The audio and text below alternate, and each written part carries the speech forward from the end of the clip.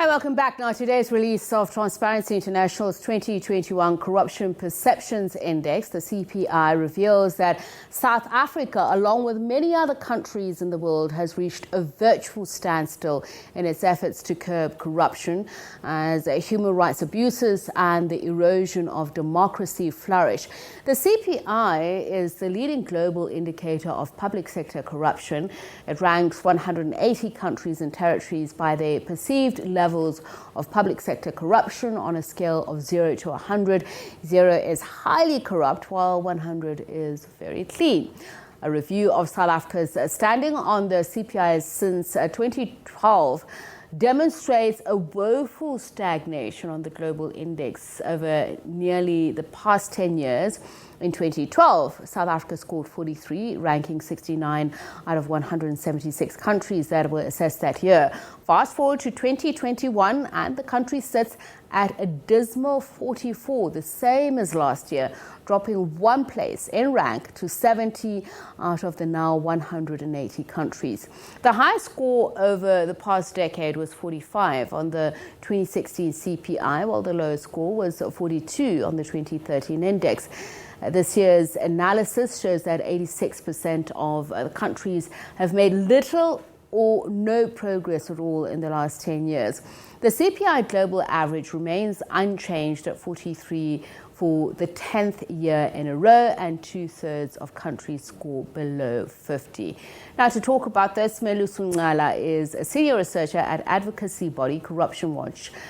He speaks to us about this latest report. Sad news, Mr. Ncala, but I'm just wondering if we should even be celebrating, and by celebrating I mean even taking cognizance of the small shift between 43, 46, 47. It seems like we've had a bad rap. Yeah, it's nothing to be celebrated, considering that, as you mentioned in your introduction, 2/3 of the countries are below 50%, and we are part of that company. 86%, as you also mentioned, have made little to no progress in the last 10 years. So we are also in that company. So then it begs the question, where do we actually stand in relation to corruption? What have we achieved in holding people accountable? Because that's ultimately one of the things that people often ask. What do we do with all this corruption that is manifesting throughout the country? After all, we do know and acknowledge that there are issues in procurement, and as well as in the health sector, in our schools, etc., etc. So ultimately, law enforcement is supposed to be actually taking charge of the situation and bringing those who are at least accused of corruption to book. I want to talk about the perception of corruption vis-a-vis actual corruption. You talk about the health sector. I think many South Africans knew, suspected, and in fact have been speaking out about corruption, systemic corruption in South Africa. But COVID-19 really did bring to the fore just how widespread corruption is, even in times of crisis, where we saw PPE equipment, which was in short supply, ending up being dumped somewhere by a dam. Yeah, I mean, the revelations of corruption during the COVID-19 period, though alarming, should not come as a big surprise to us, because prior to that, we're already dealing with other corruption issues. If anything, it just highlighted to us the extent to which there's rot in our system, and to the extent to which corruption is embedded, that even during this period, crisis period, as you highlighted, that the officials who are elected and appointed into key positions who just don't care. If anything, we've seen in the Special Investigative Unit report amounts worth billions of rands that have been stolen, misappropriated, mismanaged, and it's through a number of corrupt companies where some of the officials have either a connection to it or deliberately misled and misuse the system to benefit themselves. I mean, the way corruption is so pervasive, especially in the public sector, and I'm thinking of an example of during the festive season, a friend telling me that her brother and her mother ended up at a roadblock, and what police were doing were taking the bank cards of motorists and leaving with them to withdraw money so that they wouldn't get arrested, whether you've had too much to drink, whether you're over the limit or not. Have South Africans accepted that corruption is a way of life, as has become in other countries on the continent? To date, as Corruption Watch, as a chapter of the Transparency International movement, our model is principally based on receiving whistleblower accounts. And when we look at over 35,000 reports that we've received in this period of 10 years, one gets the idea that perhaps people are not necessarily accepting that as the status quo, but people are very distrustful and people are feeling very despondent.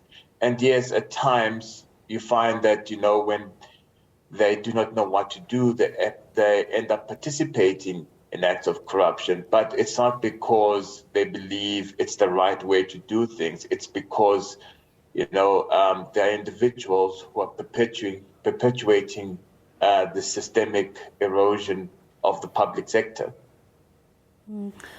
I mean, leaders who perpetually speak of uprooting corruption and holding those who are accused of or found guilty of corruption to account seem to have come to nothing. All eyes are on the Zondo Commission of Inquiry, the Commission of Inquiry into state capture and what its recommendations are. But there's also the small matter, as it were, of its terms of reference, whether or not it does have prosecutorial powers. So on the one hand, you have whistleblowers, which you talk about, which are sorely poorly protected by the law. We've seen some of them gunned down, killed in the most horrendous manner. But you also have empty promises from the politicians, from the institutions that actually can do something about corruption. Yeah, and that is something that, something that is looked at when we talk about the Corruption Perception Index. There are about 13 institutions and research studies that look at the political environment, the administrative environment in countries. And some of this rhetoric, as we know, amounts to nothing. But most importantly, in this edition, there's correlation being made between rampant corruption and human rights abuses. And we find that, in our case at least, when we have whistleblowers being murdered, because that's, for lack of a better term, that's what's actually been happening in the South African context, that pretty much tells the story of where we currently stand. And it's high time that those who people have elected and put into these positions of power do something instead of just paying lip service to these issues that we are facing. I mean, just looking at this report, I'd like to talk about the connection between corruption and poverty, particularly inequality, and how the greater the corruption, the more the poverty and inequality grows and widens. Has that trend followed in South Africa, especially in comparison with its regional counterparts? This particular report mentions the correlation between corruption, human rights abuses, and the erosion of democracy. And in that, we can perhaps find nuggets of information that allude to the fact that this is why we have inequality in South Africa. But there are other data sets, at least, and other research studies that will talk about how poor people are affected by corruption. For example, in the Global Corruption Barometer that we had in 2019, that highlighted that poor people are likely to pay bribes twice as much as rich people, for example, because they're trying to access education and health facilities, et cetera, et cetera. So, in a South African context, you can just imagine what this means when in an unemployment environment such as ours, where over 30% of the population, well over 30% of the population is unemployed. How this compares to other countries, at least how we compare to other countries in the region. So I have to say that, well, there are countries that have improved in CPI, at least in the last year. Countries like Seychelles, Botswana has improved, and these are countries that are at least scoring well over 50.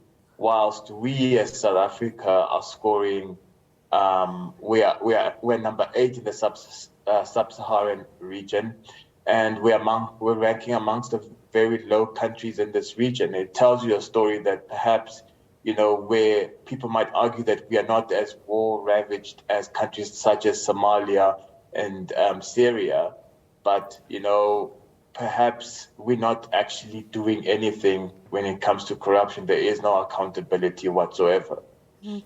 And I was asking the question because I see, countries like Somalia, the Sudan, and Syria rank 13, 11 within that index. So it also does tell a story. We're just speaking to Professor Stradham earlier on about the growing trend of coups, the militarization of politics in South Africa, and there seemed to be some sort of a connection. So in terms of the recommendations, strengthening institutional checks on power, with the Zondo Commission, is that an example of that? And is our democracy working the way that it should in strengthening these institutions that are to be the checks and balances when corruption is reported or highlighted? I'm thinking of Parliament, for instance. Yeah, I'm hesitant, to say that the majority of countries that were surveyed in this particular study are doing that. But that said, arguably, the various commissions and inquiries looking into corruption and fraud and state capture, et cetera, those are good initiatives. If anything, they speak to issues of transparency. But we still need to continue calling for transparency, at least in relation to issues of procurement. We need to know where the tender's going, how much is being awarded, who's involved, who are the board members of those companies, are those fronting companies or not? So those are the kind of things that we still need to have clear systems on. And Parliament needs to be able to hold the executive to account. That there shouldn't be an overreach by the executive when it comes to various departments and agencies, and perhaps even the judiciary when it comes, in relation to issues of corruption and crime. All right. Thank you so much for your time and sharing your your insights about that index. Melusi Ncala, he is the